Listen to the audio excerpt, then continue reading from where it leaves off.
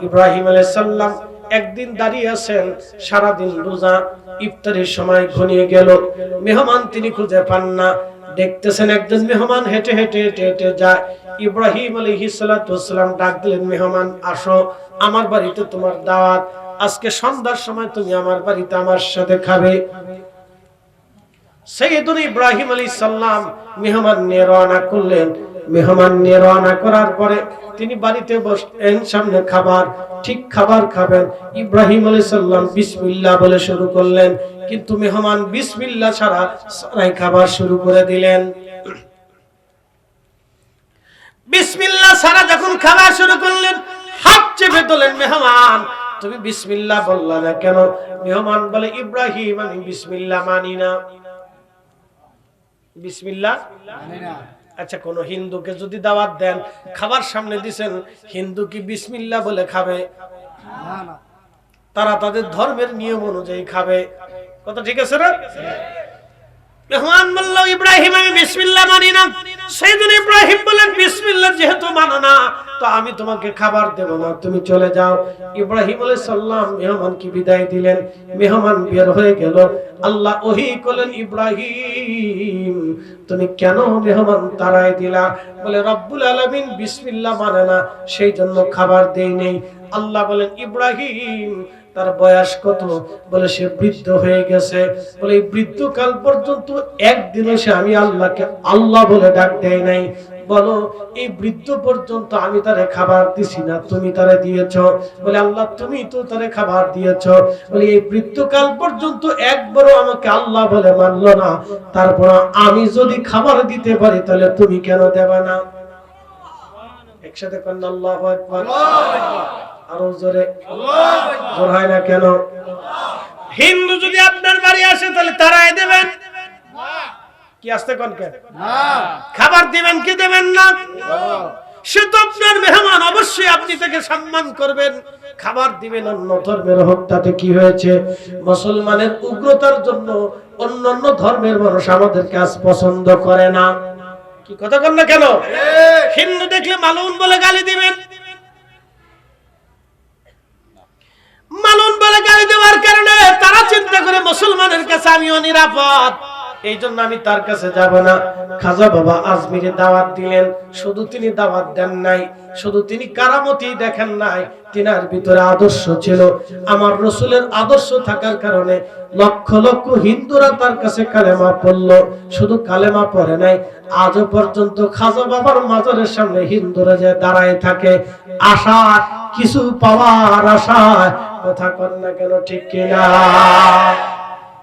তাহলে বলেন, ইসলাম কি ওলিদের কাছে নিরাপদ না ওয়াহাবিদের কাছে নিরাপদ? আস্তে হয়ে গেল না? ডরাই ডরাই করতেছেন মনে হয়। কাদের কাছে নিরাপদ? আরো জোরে জোর হয় না কেন? জোরসে বলো। ওলিদের কাছে ইসলাম নিরাপদ। ভালো করে শুনে যাবেন, ওলিদের কাছে ইসলাম নিরাপদ। ওলিদের কাছে ইসলাম নিরাপদ। আপনারা খাওয়াবেন, মিলাদ নিয়ে বাড়িতে মেহমানদারি করাবেন, ফাতিহা দিয়ে মানুষকে খাওয়াবেন, মাহে রমজানে মুসলমানদের ইফতার করাবেন, কোনো বেদাত নাই, কোনো বেদাত নাই। যারা বেদাতের ফতোয়া দেয় মূলত তারা মুসলমানদেরকে সুন্নাত থেকে দূরে রাখতে চায়।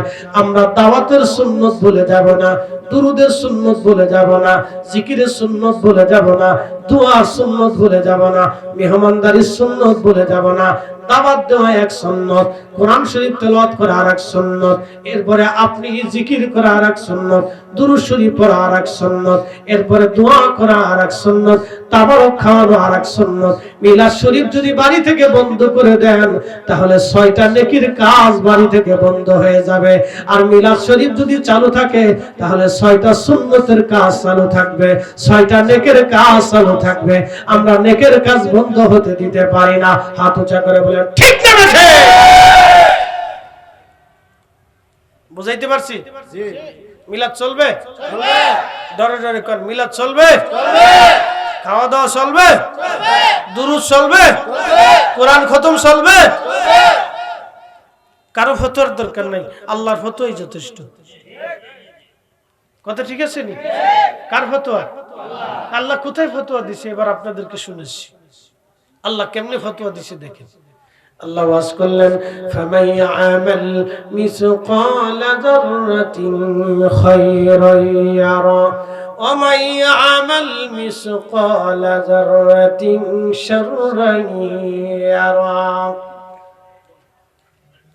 অনুপরিমাণ যদি নেকের কাজ করো প্রতিদান আমি দিয়ে দেব, অনুপরিমাণ গুনার কাজ করলে তার প্রতিদান আমি তোমাকে দিয়ে দেব। এর অর্থ হলো নেকের কাজ ছোট হোক ছাড়ব না, গুনার কাজ ছোট হোক করব না। নেকের কাজ ছোট হোক ছাড়ব না, গুনার কাজ ছোট হোক করব না। গুনার কাজ ছোট হোক করব না, নেকের কাজ ছোট হোক ছাড়ব না। আবার বলি, গুনার কাজ ছোট হোক করব না, নেকের কাজ ছোট হোক ছাড়ব না। মিলাদে দুরূদ শরীফ আছে ছাড়ব না, মিলাদে কোরআন তেলাওয়াত আছে ছাড়ব না, মিলাদে দাওয়াত দেওয়ার সুন্নাত আছে ছাড়ব না, মিলাদে দোয়া আছে ছাড়ব না, মিলাদে তাবারক আছে আমরা তাও ছাড়ব না। কথা বলেন ঠিক কি না? শোনেন, ভালো করে শুনেন। আমি মালয়েশিয়ার একটা জায়গার নাম মালাক্কা, একটা প্রদেশ আছে। মালাক্কাতে চাইনিজদের প্রথম একটা মসজিদ আছে 700 বছর আগে। আমি এখানে গেলাম, চিন্তা করলাম নামাজ পড়ে আসি। তারই পাশে আরেকটা কুয়া আছে, 600 বছর আগের কুয়া। এখানে পাহাড় ছিল, এই পাহাড়ের ভিতরে কুয়াটা এক বুজুর্গ খনন করেছিলেন। ওই এলাকার জনশ্রুতি আছে কুয়ার পানি খুব পরিশুদ্ধ এবং কুয়ার পানি শেফা। বিভিন্ন মানুষ বিভিন্ন জায়গা থেকে সে কুয়ার পানিগুলি নিয়ে চলে যায়। আমি কুয়াতে গেছিলাম, পানিও পান করেছি, খুব মিষ্টি পানি, ভালো। আবার বুঝতেছেন এটা মালয়েশিয়ান সরকার, বাংলাদেশি সরকার না। তো তারা ওই পানিটাকে নিয়ে পরীক্ষা নিরীক্ষা করে দেখলো এই পানিতে কোনো জীবাণু এবং কোনো ক্ষতিকর কিছু নাই, পানি খুব পরিশুদ্ধ বিশুদ্ধ। দেখেন অলিদের কারণে পানিরও পরিবর্তন এসে যায়। 600 বছর ধরে সেই কুয়াটা এখনো চলমান, প্রতিনিয়ত মানুষ সেই কুয়া থেকে পানি নেয়, খায়, উজু করে নিতে থাকে। পাশে একটা মসজিদ আছে, তো এখান থেকে পানি পান করে কিছু পানি কদ্দুর লয়ে আমরা রওনা দিলাম সেই চাইনিজদের প্রথম মসজিদে গেলাম। যাওয়ার পরে তাদের গোরস্থানে ঢুকলাম, সিস্টেম ভালো। এরপরে মসজিদের পাশে একটা মিনার আছে অনেক বড়। ওই মিনারাতে আগে দাঁড়িয়ে মুসলমানরা আজান দিত, মিনারাটা এখনো আছে। মসজিদের সামনে একটা ঢোল আছে, ঢোল কাঠের টাওয়ার তৈরি করে, কাঠ দিয়ে টাওয়ার তৈরি করে, টাওয়ারের উপরে ঢোল রাখছে, বিরাট বড় ঢোল। রমজানে সেহরিতে ইফতারির সময় ঢোল পিটে দ্রুম দ্রুম করে আওয়াজ হয়। তো চাইনিজদের মসজিদ তো বুঝতে পারছেন এটা সিংকু পাঙ্কু মসজিদ। সিংকু পাঙ্কু বুঝেন নাই?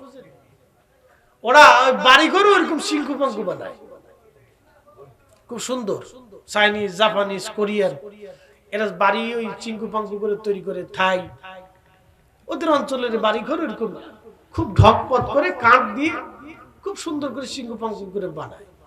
তো মসজিদ ওইভাবে বানাইছে, বহু বছর আগের মসজিদ, কাঠ দিয়ে বানানোটা ওখানে আছে, দারুণ চমৎকার। তো নামাজ পড়ছি মসজিদে, খুব ভালোই লাগলো।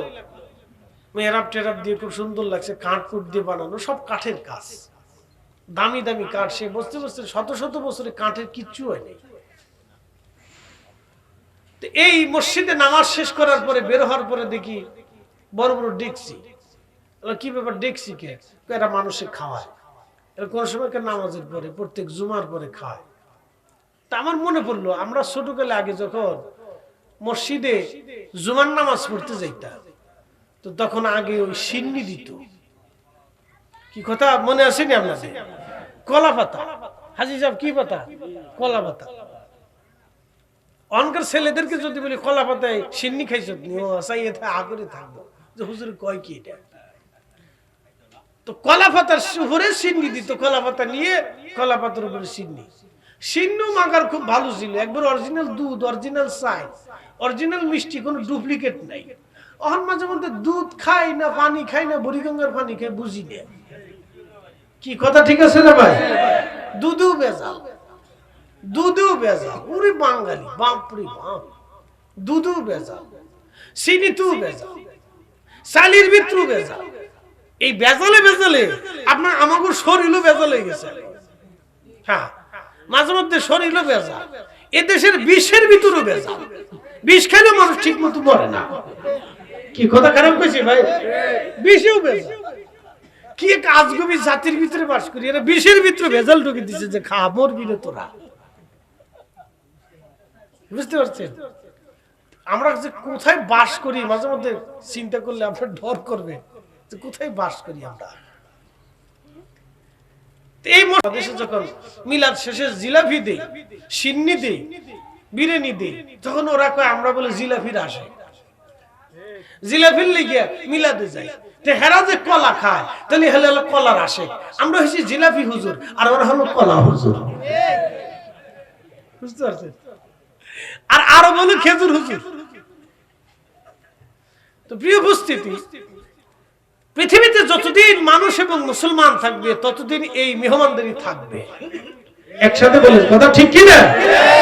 যারা ফতোয়া দিবে তার কপাল নষ্ট। আগের যুগে আমাদের ফরিদপুরে একটা আদত ছিল, আমরা সানা কয়েক গ্রামে একজন মৌলভী সাহেব ছিল, কুমিল্লাতে বাড়ি। মানুষ খুব সম্মান করতো, সবাই কিন্তু মৌলভী সাহেব। মৌলভী সাহেব বলতো আমার কোরআন শরীফ পড়াইছে, আমার বাপেরও পড়াইছে। এবার বুঝে না কত বড় বুড়ার বুড়া উস্তাদজি। খুব রাগী এবং চেতা ছিল, কাঠটা সুন্নি লোক ছিল। ভালো করে শুনে, তা আমাদের গ্রামে মানুষ যখন ওই ধান টান আগে আসতো, তো ধান টান দিয়ে আগে সিন্নি রান্না করিয়া পাকশাক করে পিঠে টিটে বানাইয়া মৌলভী সাহেবের দাওয়াত দিয়ে আগে মৌলভী সাহেবের খাওয়াইতো। গাভীর দুধ হইলে, গাছে আমটাম হইলে আমাদের দেশে বলতো সিন্নি খাওয়ানো, মোল্লা খাওয়ান না। মোল্লা খাওয়ানোর একটা সিস্টেম ছিল। মিলাদ সাহেব হুজুর মৌলভী সাহেবের ডাক দিয়ে হুজুরের দাওয়াত দিয়ে সুন্দর করে বাড়িতে মিলাদ পড়াইয়া আমটাম দিয়ে দুধ টুধ দিয়ে সুন্দর করে খাওয়ানো হইতো। এটা কিন্তু মোল্লা খাওয়ান না। এখন মোল্লাও আছে কিন্তু কপালে মোল্লার খাওয়ান নাই। দুধের জায়গা দুধ আছে, আমের জায়গা আম আছে, কিন্তু মোল্লা খাওয়ান নাই। বলে কারণ কি? মোল্লা কয় মিলাদ পড়া বেদাত, পাবলিকে কয় ভাইসি আরাম। এবার যদ্দুর ভরো তোমরা কিনে টিনে খাও, আমরা আর তোমরা ফ্রি খাওয়াইতাম না। এখন বলেন দুধের দোষ না কপালের দোষ? মোল্লাকে মিলাদ হারাম, পাবলিকে কয় ভাইসি আরাম। আগে ফিরে ফিরে আম দুধ খাওয়াইছি, এবার কিনে খাও। কি কথা কন না? ইজ্জত আমরা আমাদেরটারে বাস দিয়ে দিছি, আইক্যালা বাস। আমাদের ইজ্জত আমরা আইক্যালা বাস দিয়ে গুতাই দিছি। যা ইজ্জত, তুই কবরে চলে যা। এ মুসলমান, ভালো করে শুনবেন। আশ্চর্য কথা, বাংলাদেশের কিছু মৌলবীরা মালয়েশিয়া যায় ভিক্ষা করে। এটা শুনলে আপনি হাসবেন। মালয়েশিয়া ভিক্ষা করে যাইয়া হাই হাই এখান থেকে যায় মালয়েশিয়ান মানুষ আলেমদেরকে খুব সম্মান করে। আমি মালদ্বীপে গেলাম মাহফিল করার জন্য। মাহফিল করার পরে লোকেরা কে হুজুর আপনার মাদ্রাসা আছে? এগুলো আছে। হুজুর মাদ্রাসায় কি কিছু নিবেন টিবেন না? আমি বললাম কারণ কি আপনারা দিবার চান? হুজুর এর আগে এক হুজুর আইছিল, এই সেই হুজুর আইসা আমাদের কাছ থেকে মাদ্রাসার কথা টাকা নিয়ে গেছে। আমি বললাম এমন সিটারি ব্যবসা আমাদের সুন্নিদের কাছে না।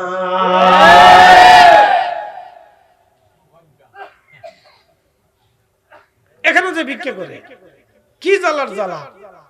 এইভাবে যদি চলে আগামী দিন বাংলাদেশের অবস্থান যে কত নিম্নে আসবে। এখন আমাদের দেশের পাসপোর্টের কোনো ভ্যালু নাই। বিভিন্ন দেশের ইমিগ্রেশনে দাঁড়ালে চিন্তা করি যে খয়রাতি দেশতে আইছে।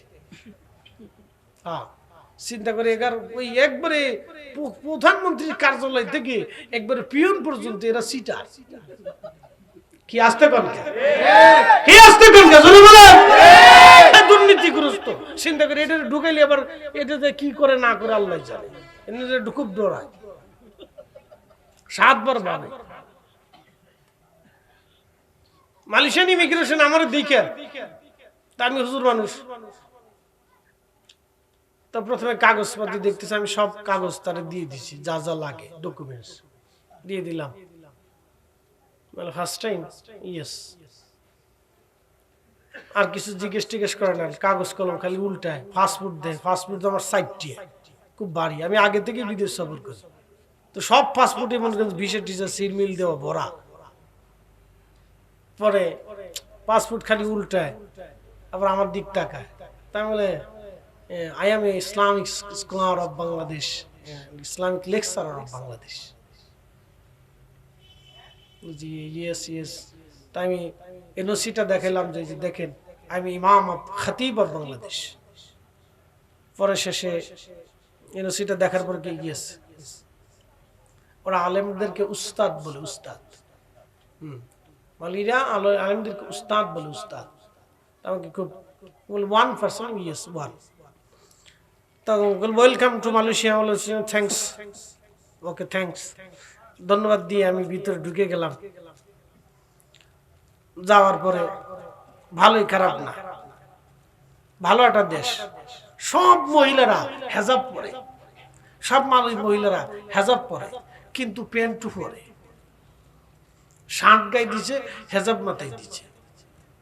এটা আমি প্রথম দেখছিলাম ভারতে। সুফি ফতে আলী রসুল্লাহ রহমতুল্লাহ মাজার জিয়ারত করতে যাইতেছি, ফুরফুরার হুজুরের মাজার জিয়ারত করছি। তো কলকাতা শহরে বাসে উঠছি, বাসে ওঠার পরে দেখি এক মুসলিম মহিলা প্যান্ট পরছে, শার্ট গায়ে দিছে, হেজাব মাথায় দিছে। আমি চিন্তা করি এটা কোন ধরনের বুরকা, এটা কিতের পর্দা? তেতে মালয়েশিয়া যাই দিই একই অবস্থা, সব প্যান্ট পরা, শার্ট গায়ে দেওয়া, কিন্তু মাথায় হেজাব আছে। আমি কোন ফাগুলের দেশে আসলাম? এটা সিস্টেম কি? সিস্টেমটা পরে আমি আবিষ্কার করলাম যে এক হুজুরে ওয়াজ করছে, বাবারা ফাগরি মাথায় দিয়ে নামাজ পড়া বিরাট সওয়াব, 70 গুণ সওয়াব। তেহাতে চিন্তা করলো এত সওয়াব আর সাইডে দিয়ে লাভ নাই, লুঙ্গিটা টাইম দিয়ে খুলে মাথায় ফাগরি বেঁধে লাইছে। জাঙ্গে পরে লুঙ্গি খুলে মাথায় ফাগরি বাংলে যত নাকি, পেন আর শার্ট গায়ে দিয়ে বেডিরা মাথায় হেজাব বাঁধলে তত নাকি। কথা কন না? হ্যাঁ, এবার বুঝলেন। সব মালয়েশিয়ার পর্দা হেজাব পরে, কিন্তু প্যান্টও পরে। সিস্টেম দিয়ে আমি হাসি গারে, পাগলের দেশ। আর চাইনিজদের কথা কইলাম না, ওদিক তাকানো যায় না, ও সব তাকালে হারাম হয়, খুব ভয়াবহ। খুব মনোযোগ দিবেন, দুনিয়া না ঘুরলে আপনি কিছু বুঝবেন না। তবে একটা কথা সত্য বলে দিয়ে যাই, মুসলমান একেবারে মালয়েশিয়ার রাষ্ট্র ধর্ম নাম ইসলাম এবং তারা সুন্নি, অরিজিনাল সুন্নি। বাংলাদেশের মতো আউলা জাউলা না। প্রত্যেক বছর মিলাদুন নবীর সময় যখন আসে, রাষ্ট্রীয়ভাবে রাষ্ট্রের প্রধানরা মিলাদুন নবী পালন করে। প্রত্যেক মসজিদে মসজিদে মিলাদুন নবী পালন হয়। একবার জোরে বলা যাবে কি মারহাবা। প্রত্যেক মসজিদে দোয়া হয়। ও দেশে কোনো ফতোয়া টতোয়া চলে না, তারা অন্য কোথাও ফতোয়া তারা গ্রহণ করে না। তারা মিশর আল আজহার বিশ্ববিদ্যালয়ের বড় বড় শাফিঈ মাযহাবের আলেম যারা আছে, তারা তাদের ফতোয়া গ্রহণ করে। ঐক্যবদ্ধ একটা জাতি, শুধু উশৃঙ্খল বিশৃঙ্খল আমরা দেখতেছেন। শুধু আমরাই না, আরো আছে। সুদানের অবস্থা দেখলেন, এক মুসলমান আরেক মুসলমান সুদানে মারতেছে, গুলি করে করে মুসলমান এক মুসলমান আরেক মুসলমানকে মারে। 2 বছরে 1.5 লক্ষ মানুষ গৃহযুদ্ধে মারা গেছে সুদানে। 100% মুসলমানের দেশ। চিন্তা করতে পারবেন, এক মুসলমান আরেক মুসলমানকে গুলি করে মারার পরে আল্লাহু আকবার। কি জঘন্য! এগুলো হলো খারিজিয়া। খারিজিরা মুসলমানদেরকে হত্যা করে তাকবীর দিতে আল্লাহু আকবার।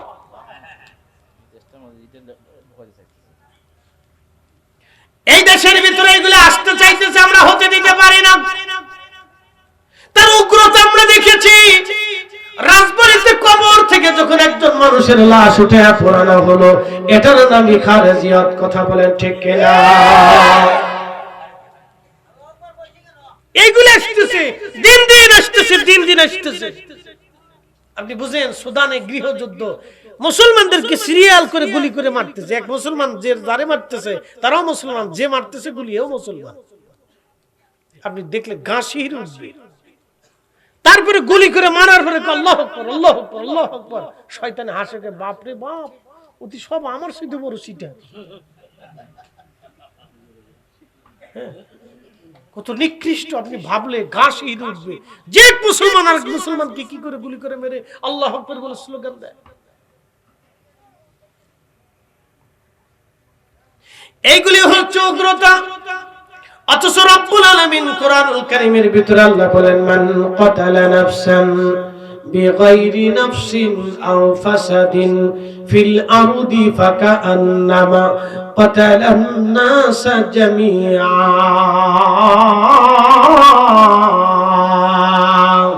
একবার জোরে বলা যাবে কি মারহাবা।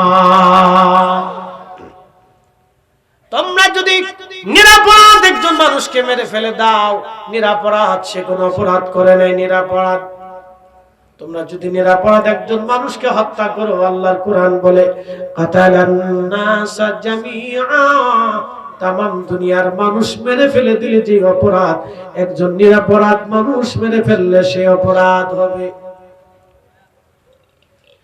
মুসলমান, আল্লাহ রাব্বুল আলামিনের রাসূল আমাদেরকে দয়া শিক্ষা দিলেন, অন্যায়ভাবে কাউকে মারা যাবে না, অন্যায়ভাবে কারো সম্পদ হরণ করা যাবে না, অন্যায়ভাবে কারো মাল দখল করা যাবে না, অন্যায়ভাবে কারো সম্পদ চুরি করা যাবে না, জুলুম করে কারো সম্পদ নিয়ে যাওয়া যাবে না। আমার এই বাংলাদেশের কথা বলে লাভ নাই। যদি আল্লাহ পাথর নিক্ষেপ করার জন্য যদি আল্লাহর মানে সুযোগ আল্লাহ থাকতো, তাহলে অবশ্যই বাংলাদেশে আল্লাহ বৃষ্টির বদলতে পাথর নিক্ষেপ করতেন। শুধু আল্লাহর নবী দোয়া করে গেছেন, আল্লাহ আমার উম্মতকে তুমি পাথর মেরে ধ্বংস করবে না, আমার উম্মতকে আগুন দিয়ে পুড়িয়ে ধ্বংস করবে না, আমার উম্মতকে ভূমিকম্প দিয়ে সমূলে ধ্বংস করবে না। আল্লাহ রাসূলের দরবারে ওয়াদা করেছিলেন, হাবিব আমি ওয়াদা করলাম আপনার উম্মত আমি ধ্বংস করে দেব না, আপনার উম্মতের উপর বড় বড় গজব আমি চাপাবো না। শুধু এই কারণে আল্লাহর আকাশ থেকে আমাদের উপর জন্য পাথর আসে না, নতুবা পাথর যদি পড়তো তাহলে বাংলাদেশের প্রায় ঘরের উপরে পাথর পড়তো। কারণ বাংলাদেশে হাজার হাজার মুসলমান আছে যারা নামাজ পড়ে কিন্তু সন্তানের হক বুঝাই দেয় না, যারা নামাজ পড়ে কিন্তু প্রতিবেশীর হক বুঝায় না, বোনের জমি বুঝাই দেয় না, ভাইয়ের জমি বুঝাই দেয় না। কথা বলেন ঠিক কিনা?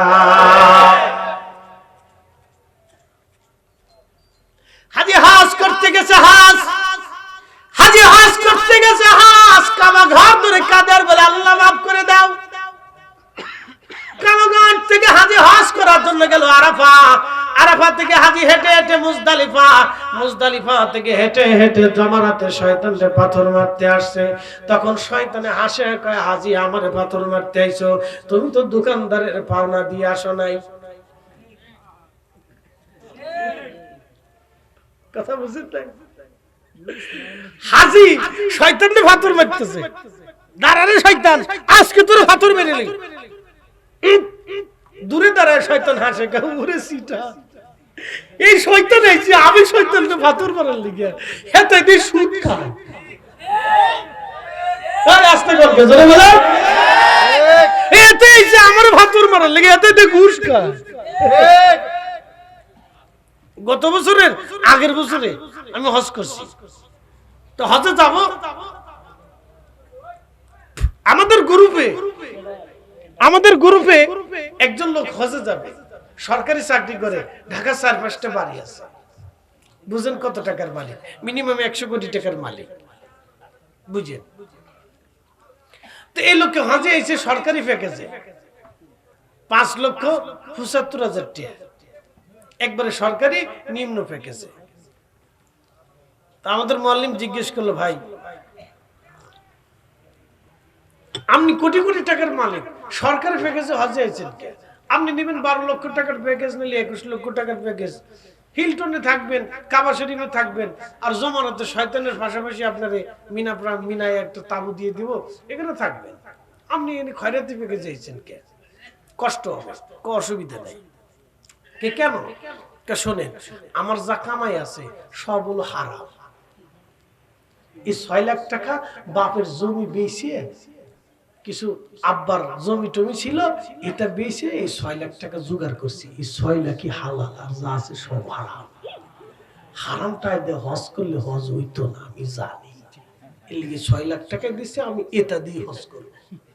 দেখছেন, ও শতানেও বুঝে যে হারাম টাকা দিয়ে হজ হবে না। সিটার কত বড় কি সালাক বাঙালি! মাঝে মধ্যে চিন্তা করি, কিয়ামতের ময়দানে যাই এরা চালাকি করে দান্দা করে, যে কোন ফাঁক ফোকর আছে কিনা।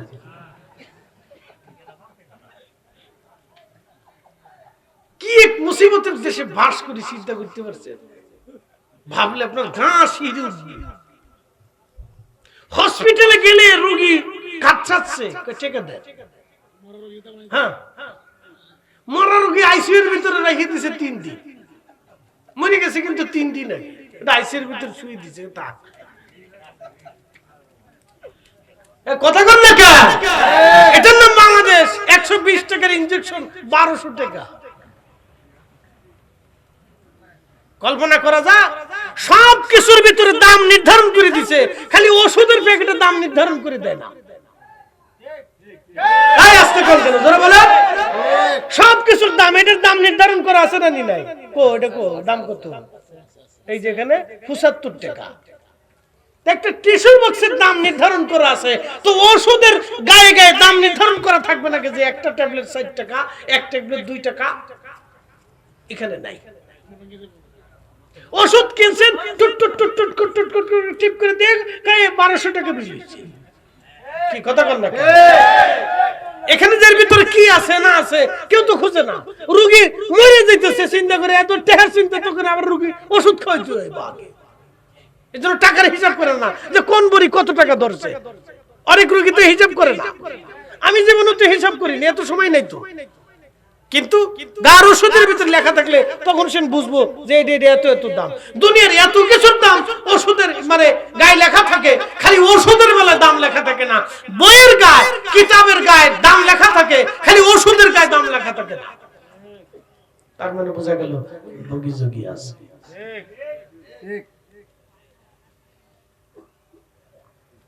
উচিত কথা বললে হুজুর ভালো না, হুজুর ভালো না। শোনেন, আমি মাঝে মধ্যে চিন্তা করি দেশটা যে কেমনে চলে আল্লাহ জানে, কেমনে যে চলে আল্লাহ জানে। এদেশে দুর্ভিক্ষ আসে না, কেন আসে না? এই মাটির নিচে অসংখ্য ওলিরা ঘুমাই রয়েছে, আল্লাহ শুধু তাদের কারণে আমরা দুর্ভিক্ষ দেয় না। দুর্ভিক্ষ আসার কথা তো, এত দুর্নীতি হইলে দেশ থাকে নাকি? বাপ রে বাপ, কল্পনা করা যায়? সাল পর্যন্ত চুরি করে নিয়ে চলে যায়।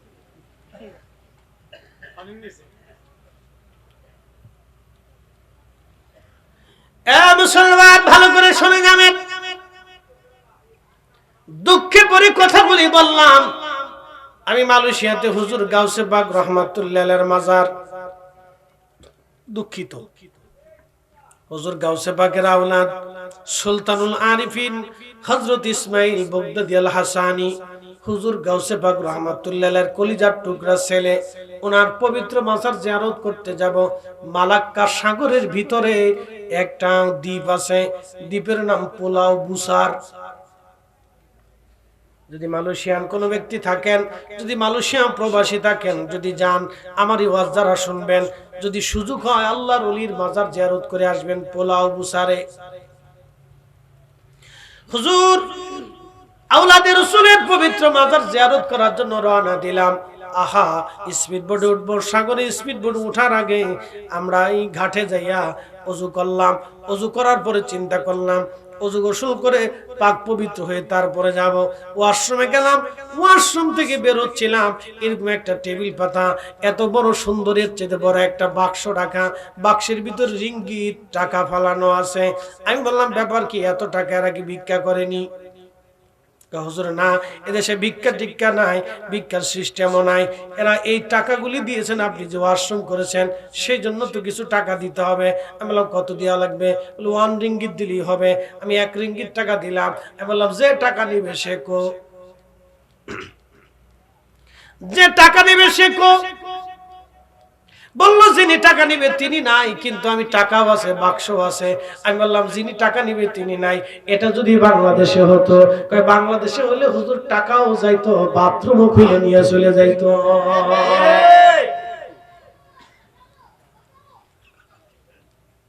মসজিদে জুতা চুরি করেছে জাতি।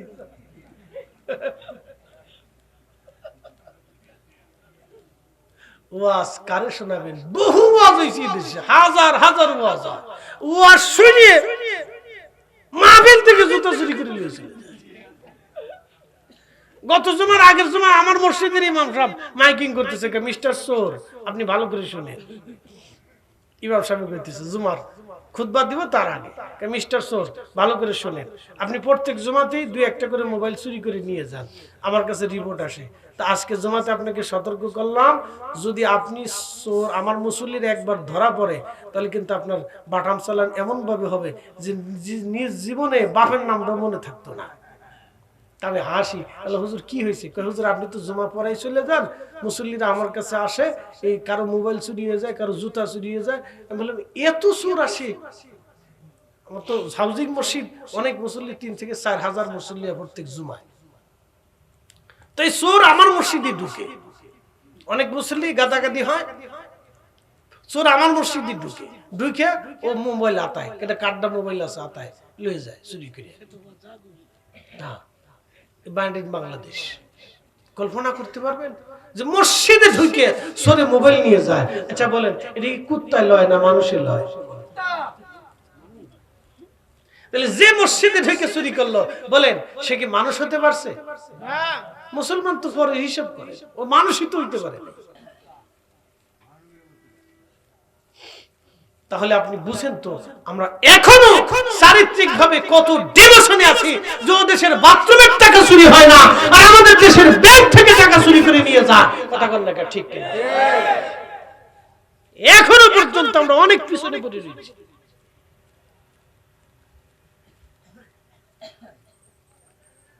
মুসলমান অথচ এই স্বর্ণ যুগ হওয়ার কথা ছিল মুসলিমদের দেশে, অনেক মুসলমানদের দেশে হওয়ার কত স্বর্ণ যুগ, আজকে অধিক মুসলমানের দেশে মারামারি কাটাকাটি খুন খারাপি গৃহযুদ্ধগুলি অধিক মুসলমানের দেশে বেঁধে গেল।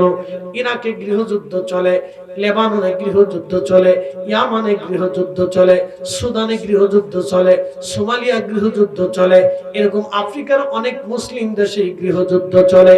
বাংলাদেশেও একেবারে কম না, গুতাগুতি লাথালাথি পিটাপিটি লুডু খেলা নিয়ে 2 গ্রুপের মারামারি করে 40 জন আহত হয়।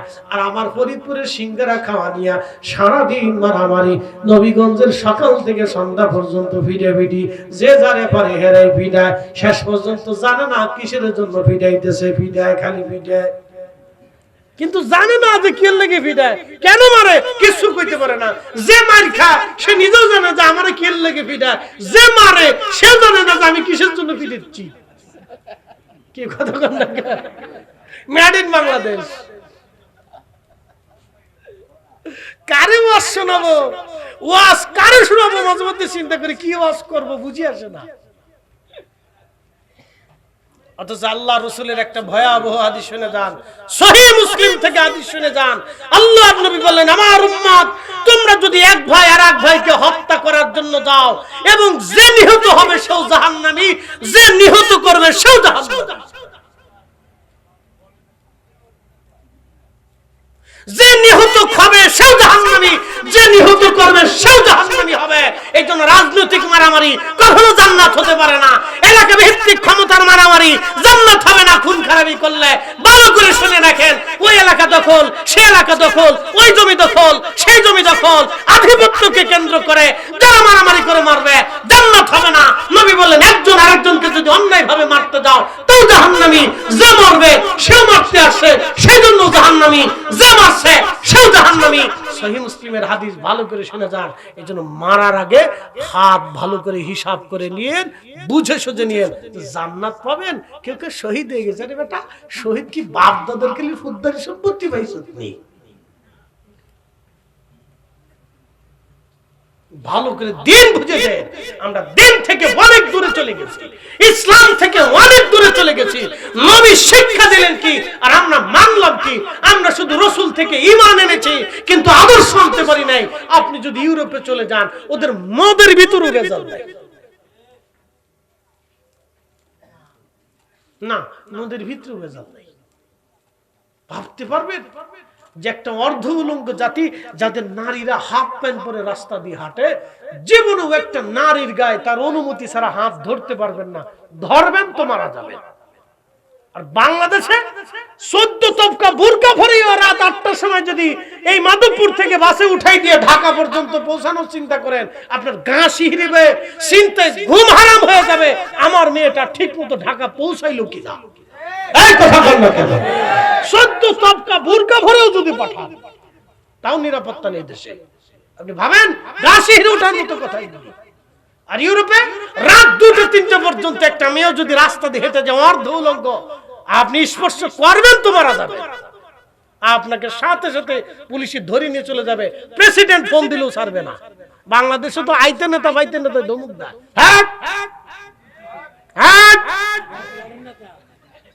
কি কথা কন না কেন?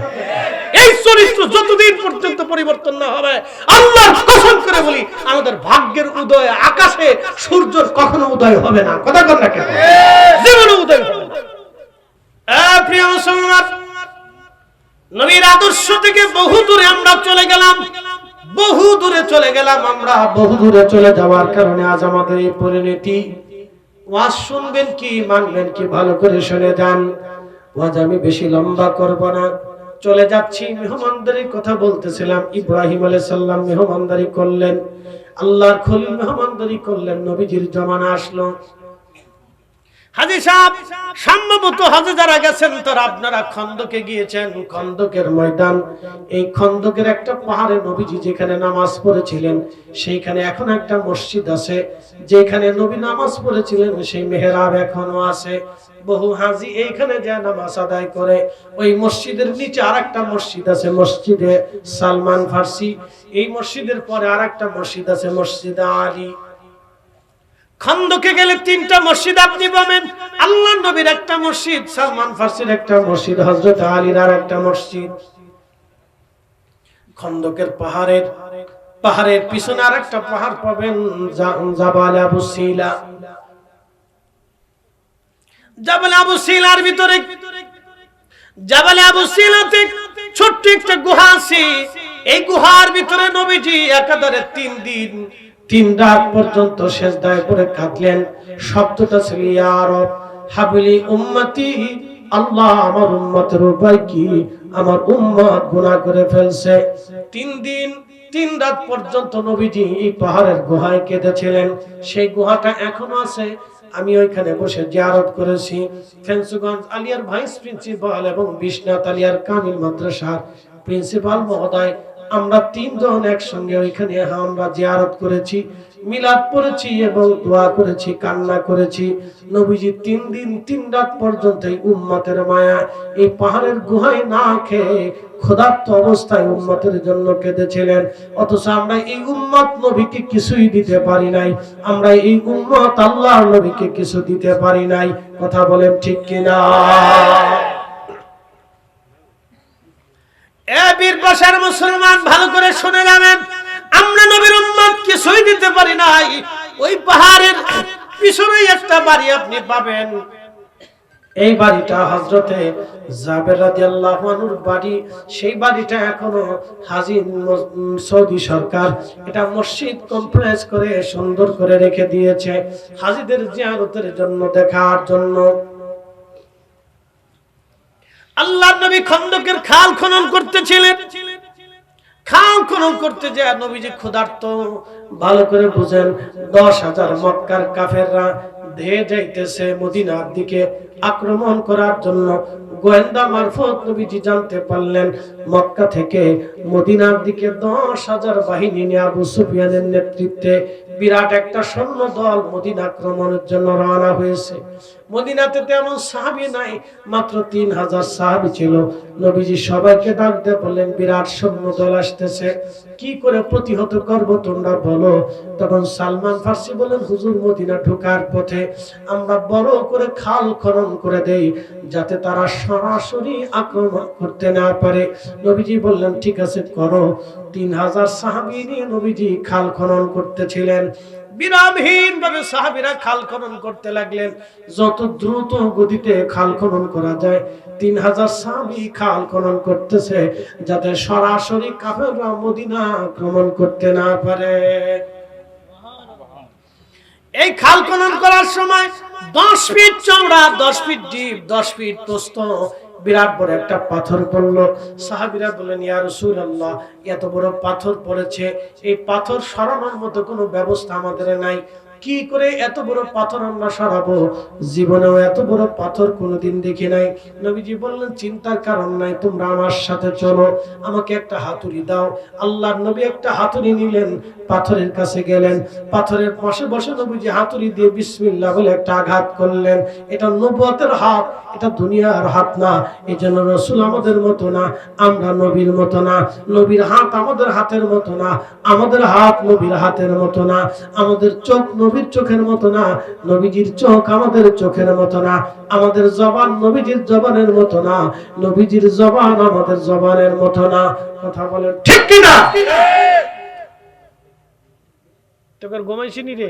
বড় বড় মুসল্লিরা ছাইয়ে রইছে, মুসল্লি শক্ত আছে। কিরে হাফ প্যান্ট কে?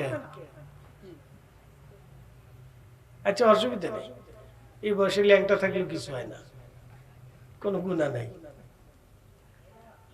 একসাথে করেন আল্লাহু আকবার। না যেমনে করছেন মনে হয় যে আপনার ক্ষুধার্ত, ডর নাই। আর এই 5টা মিনিট সময় দেন আমারে, জোরে বলেন আল্লাহু আকবার। না হয় না, আওয়াজটা এরকম হচ্ছে না, মনে হচ্ছে জিমাচ্ছেন নাহলে ঘুমোচ্ছেন। একসাথে চিৎকার মেরে বলেন নারে তাকবীর, এটা আওয়াজ হচ্ছে। ডরেন না, ভয় নেই, বেশি রাত হইছে না। এরকম বহু রাত চার দোকানে বসে গল্পে কাটাই দিচ্ছেন। বাংলাদেশের চার দোকানে প্রধানমন্ত্রী পাওয়া যায়, রাষ্ট্রপতি পাওয়া যায়, প্রেসিডেন্ট পাওয়া যায়, সেনাপ্রধান পাওয়া যায়, ডাক্তার পাওয়া যায়, ডক্টর পাওয়া যায়, অধ্যক্ষ পাওয়া যায়, প্রিন্সিপাল পাওয়া যায়, সাইকুল হাদিস পাওয়া যায়, মুফতি আজম পাওয়া যায়, পীরে তরিকত পাওয়া যায়। বাংলাদেশের চার দোকানে কি না আছে কত।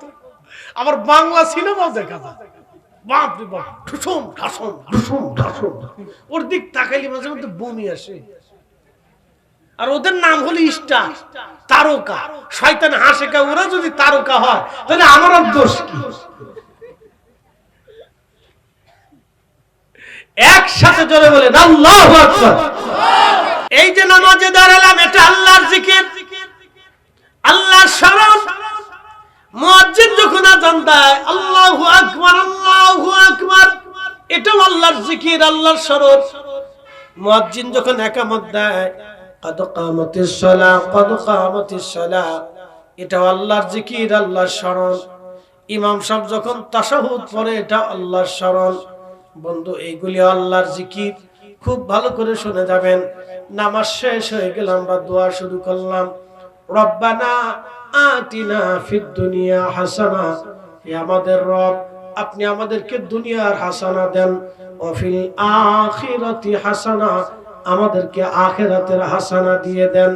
আমরা দোয়া শুরু করলাম। বলেন তো চাইলাম আমরা কার কাছে? না না, জোরে বলেন কার কাছে? এই দোয়াটা জিকির হলো কার? না, জোরে বলেন কার? বুঝাইতেছি, এই দোয়া আল্লাহর জিকির। দুয়ার ভিতর আমরা আল্লাহকে বললাম রব্বানা রাফাগফির লানা যুনুবানা ওয়া কাফির আন্না সাইয়্যাতিনা, আল্লাহ আমাকে maaf করে দাও, আমার জীবনের যত গুনাহ আছে আমাদেরকে ক্ষমা করে দাও। দুয়ার ভিতর আমরা বললাম রব্বানা যালামনা আনফুসানা ওয়া ইল্লাম তাগফির লানা ওয়া তারহামনা লানাকুনান্না মিনাল খাসিরিন। ওগো আমাদের রব, আমরা আমাদের নফসের সাথে জুলুম করে ফেলছি, নামাজ ছেড়ে দিয়েছি, রোজা ছেড়ে দিয়েছি, গুনাহ করে ফেলছি, অপরাধ করে ফেলছি, নিজের নফসের সাথে অপরাধ করছি, আল্লাহ maaf করে দাও। এই যে রবের দরবারে হাত তুলে তুলে আমরা বারবার বলতেছি, আবার বলি রব্বিরহামহুমা কামা রাব্বায়ানি সগীরা। এই যে আমরা বললাম হে রব, ওইভাবে জান্নাতে আমার আব্বা আম্মাকে লালন পালন করো, যেইভাবে তুমি আমার আব্বা আম্মা ছোট্টকালে আমাকে লালন পালন করেছিল। এই যে আমরা আল্লাহর দরবারে হাত তুলে আল্লাহর দেওয়া শিখানো দোয়া আমরা শুরু করলাম, তাহলে এই দোয়াটাও আল্লাহর জিকির। এখন যারা এই দোয়া নামাজের পরে করলে বেদাতের ফতোয়া দেয়, আমরা আর বুঝার বাকি নাই, ওরা আল্লাহর জিকির থেকে আমাকে ফিরাইয়া দেয়।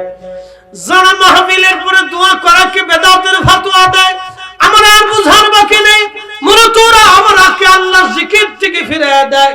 ফাতিহার পরে আমরা দোয়া করি, যারা ফিরাইয়া দেয়, দোয়া বেদাতের ফতোয়া করে বন্ধ করে দিতে চায়।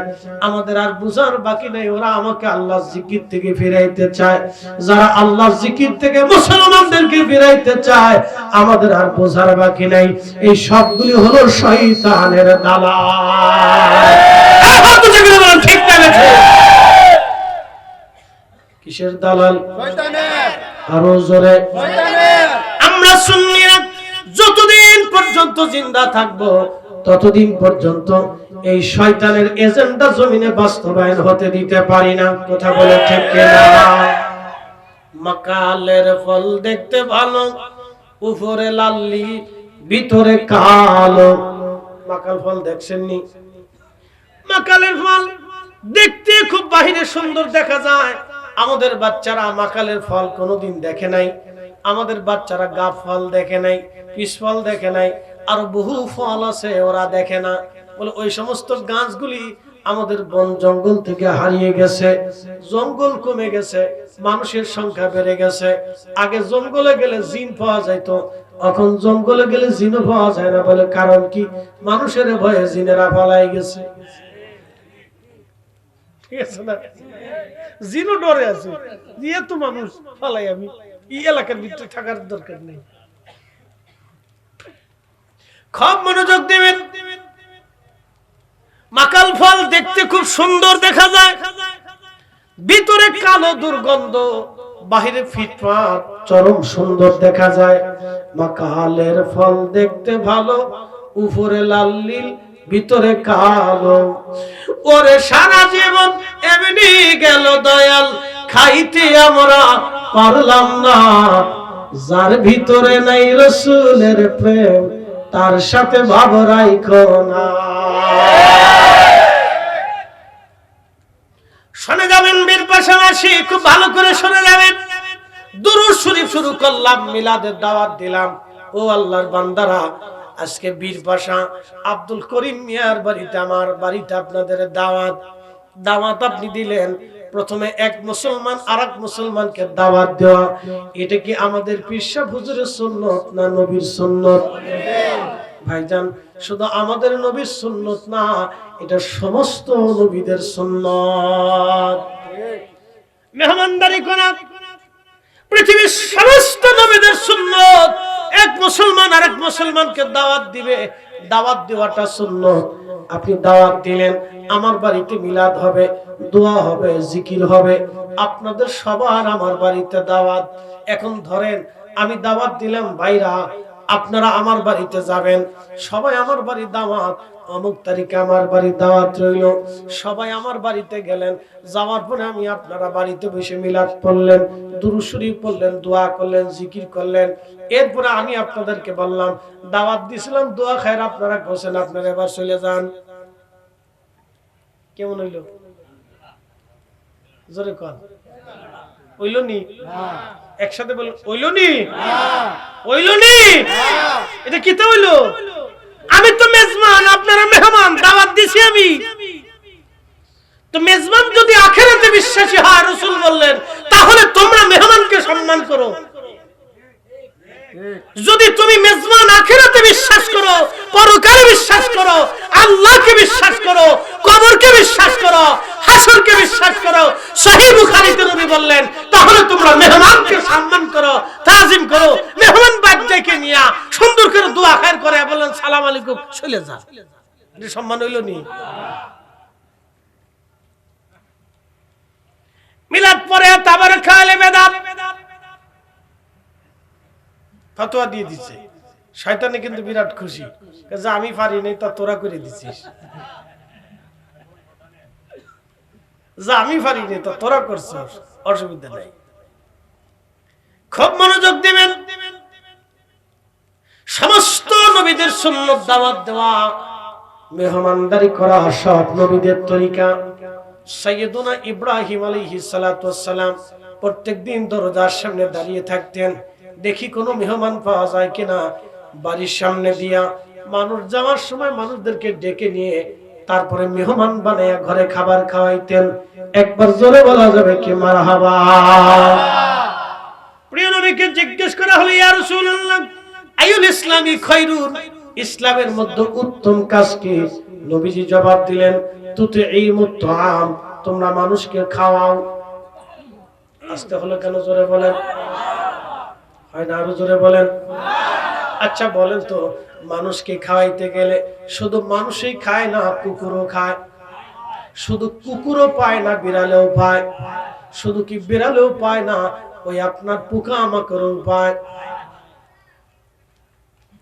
মানুষে কি সবাই ধনী মানুষে পায় না, গরিব মানুষও পায়? একসাথে কোন মারহাবা, সবাই পায়। এই জন্য নবী বলেন তুতিমুত তাআম, তোমরা খাওয়াও।